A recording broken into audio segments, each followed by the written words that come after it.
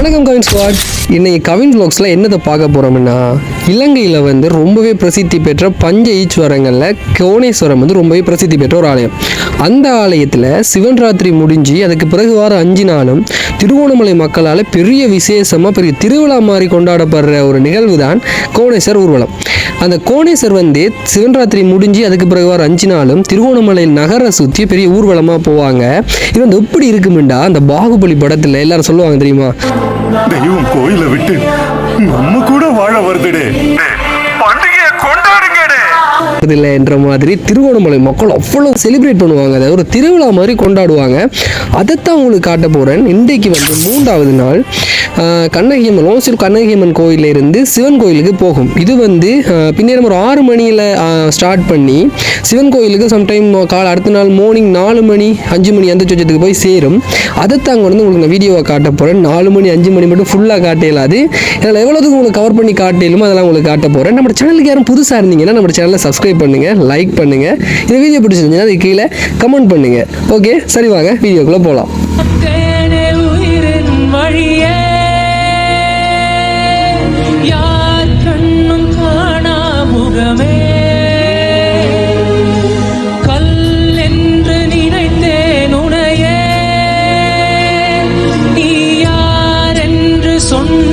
மனமேதான் நீயா, எதில் நீ இருந்தாய், எங்கோ மறைந்தாய், உன்னை தேடி அலைந்தேன், எனக்குள்ளே தெரிந்தாய். இது போதும் எனக்கு, வேறு வரங்கள் 100 வேண்டுமா? இறைவா, இதுதான் நிறைவா, உணர்ந்தேன் உனையே.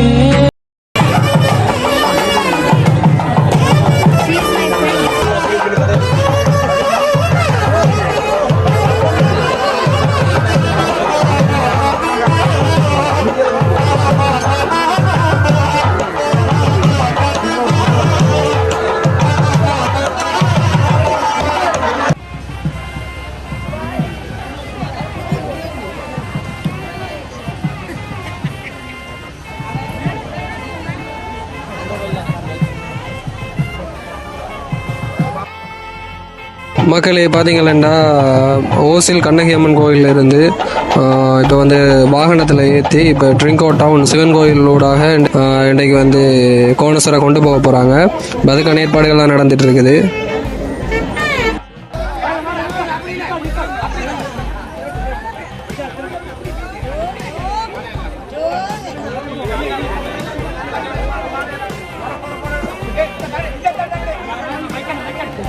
மக்களே பார்த்தீங்களா, கோணேஸ்வர் ஊர்வலத்துக்கு முன்னால் தமிழ் பண்பாட்டோட சம்பந்தமான சிலம்பாட்டம், நடனங்கள் என்று சொல்லி கலாச்சார நிகழ்வுகள் எல்லாம் நடந்து கொண்டு போகும். ஒரு திருகோணமலையை வந்து ஒரு வேறு லெவலாக இருக்கிற ஒரு சிவன்ராத்திரிலேருந்து 5 நாள் வந்து வேறு லெவலாக இருக்கும். அது வந்து என்ன சொல்கிற 5 நாளும் இந்த ஊர்வலம் வந்து ஒரு திருகோணமலை நகரை சுற்றி கோணேஸ்வர் வந்து ஊர்வலம் போக போக வந்து வேறு லெவலாக இருக்கும். அது வந்து பார்த்தீங்கன்னா தனி சின்ன படியினெல்லாம் வந்து என்னென்னே சொல்கிற பேரே தெரியாத கருவிகளை எல்லாம் வந்து சுற்றுறாங்க. பார்த்தீங்கன்னா தெரியுற படிகளுக்கு வந்து ஒரு 6 வயசு கூடி இருக்காது. அந்த ஏதோ ஒன்று தெரியல, தமிழ் பண்பாட்டோட ரீதியான அந்த ஆயுதங்களை எல்லாம் சுற்றுறாங்க. பார்க்கவே அவ்வளோ ஆசையாக இருக்குது.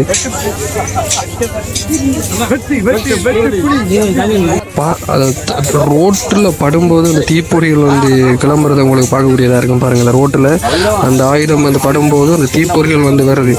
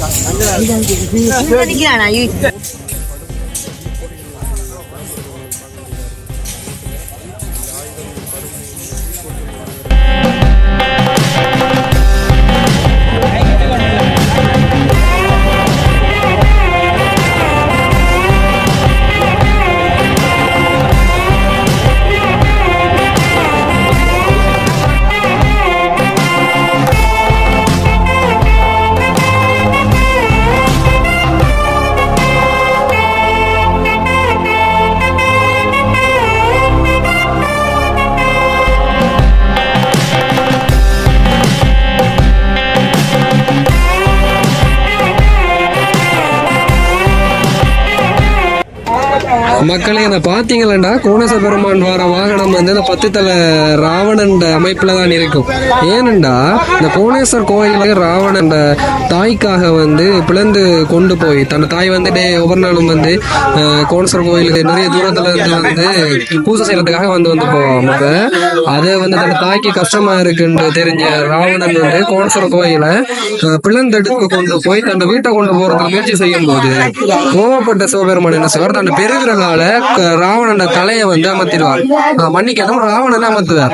அப்ப இது தெரிஞ்ச உடனே ராவணன் தனது விடுபடணுன்றதுக்காண்டி 10 தலையில ஒரு தலையை உடைச்சி வீணையா மாத்தி அதை வந்து வீணையா வாசிக்கும் போது சிவபெருமான் அந்த இசையில மயங்கி அந்த காலை வந்து தூக்கிடுவாராம். அப்ப அதுல இருந்து அவர் தப்பிச்சு போவாராம்.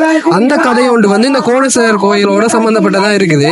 இந்த கோணேஸ்வரர் கோயில் வந்து நார்மலாவே வந்து ஒரு நிறைய பதிகங்கள் பெற்ற ஒரு வரலாற்று சிறப்பு மிக்க ஆலயம்.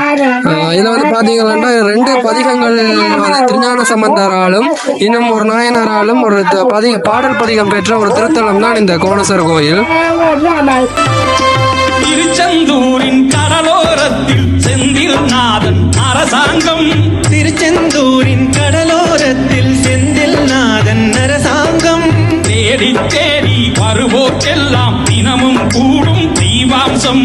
தேடி தேடி வருவோர்க்கெல்லாம் தினமும் கூடும் தெய்வாம்சம்.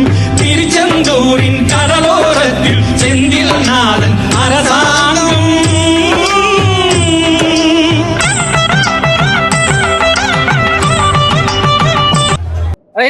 பாத்தீங்களா இந்த டெக்டர் என்னதுக்குன்னு பாத்தீங்களா, ரோடுகள்ல உடைக்கிற தேங்காய வந்து அள்ளி கொண்டு போறதுக்குண்டே ஒரு டெக்டர் வருது.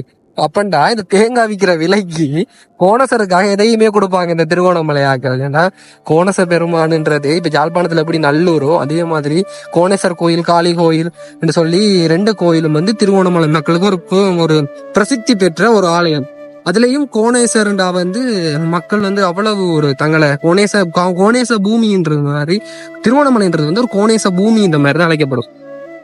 அப்படி என்னது எதுவுமே பார்க்க மாட்டாங்க. கோணேசருக்கும் சரி காளி ஆட்சிக்கும் சரி எதையுமே பார்க்காம திருகோணமலை மக்கள் அப்படி செய்வாங்க. ஏன்னா அவ்வளவு பக்தி பரவசம்.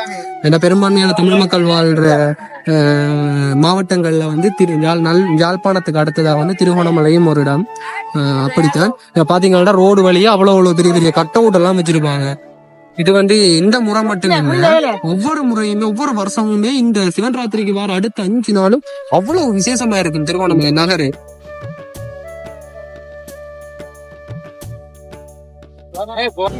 இது எந்த இடம்னு பாத்தீங்கன்னா திருகோணமலையில ஓசில் கீழ் ரோடுவாங்க. இதான் வந்து என்ன சொல்றது, கவர்னர் கேட் இருக்கிற அந்த கீழ் ரோடு, ஓசில் கீழ் ரோடுன்ற அந்த ரோடு தான் இது. பார்த்தீங்கன்னாலே 2 பக்கமுமே அப்பா சொல்ல தேவையில்ல, லைட்டாலையெல்லாம் டெக்கரேட் பண்ணி சும்மா திருவிழா மாதிரி இருக்கு. அதான் சொன்னேன், திருகோணமலைக்கு திருவிழாண்டா கோணேஸ்வர் ஊர்வலம் தான்.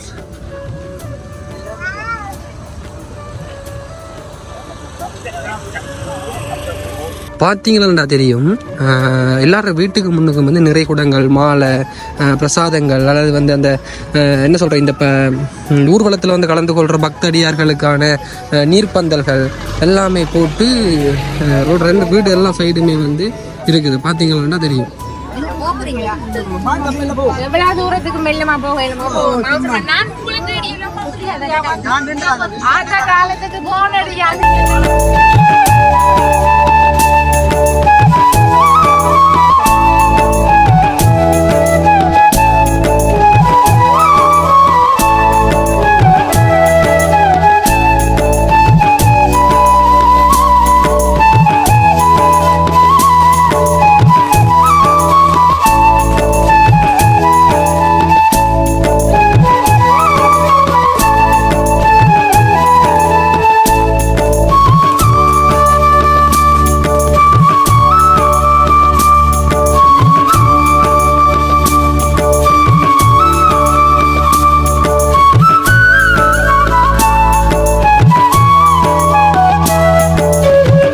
மக்களை வந்து இப்ப வந்து ஓசில் கீழ் ரோடுல இருந்து இப்ப வந்து குழந்தை யோசி கோயிலுக்கு வந்திருக்குது. இன்றைக்கு ஃபுல்லா கோணேசர் ஓசில் ஃபுல்லா தான் சுத்த போறார். ஓசிலில் இருந்து அப்படியே இன்றைக்கு இரவு வந்து அப்படி இன்றைக்கு விடியச்சாமம் அப்படி சிவன் கோயிலுக்கு போயிடுவார். பிறகு சிவன் கோயில இருந்து அடுத்த நாள் காளி கோயிலுக்கு, அதுக்கு பிறகு காளி கோயில இருந்து கோணேஸ்வர் கோயிலுக்கு. இன்னும் இருக்கிறது 2 நாள் தான். இந்த ஊர்வலத்தை மிஸ் பண்ணின எல்லாரும் 2 நாள்ல வந்து பாருங்க. உண்மையாகவே வந்து சின்ன பிள்ளைகள் எல்லாரையுமே கூட்டி கொண்டு வந்து காட்டுறதுக்கு வந்து ஒரு நல்ல ஒரு சந்தர்ப்பமா இருக்கும். இப்படி நல்ல விஷயங்களை கொண்டு வந்து சின்ன பிள்ளைகளுக்கு காட்டி பழக்குங்க.